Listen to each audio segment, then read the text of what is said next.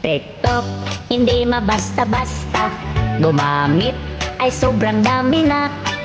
Bata o matanda ka, kahit sino ay pwede ka. Sa TikTok, maraming kalokohan, sayaw, drama o kantahan. Kung ikaw ay sobrang nalulungkot dyan, isayaw, i-TikTok mo iyan.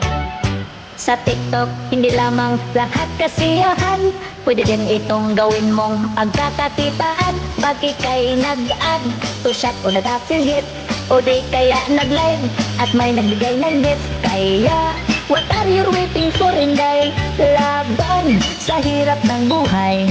Si TikTok, maraming nangakatok, sila, ikaw pati ako. Basta, free time kunting deskanso, mag-TikTok habang walang amo. Si TikTok, hindi namimili kung may sura kapag hindi. Ang importante, ang iyong content ay di makalabag sa kanyang guidelines.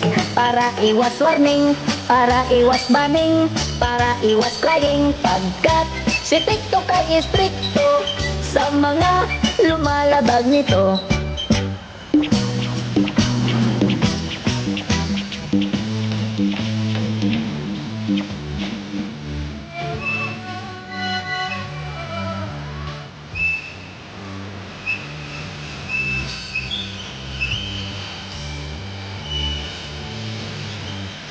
Sa TikTok, maraming kalokohan, sayaw, drama o kantahan.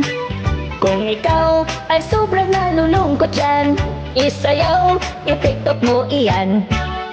Sa TikTok,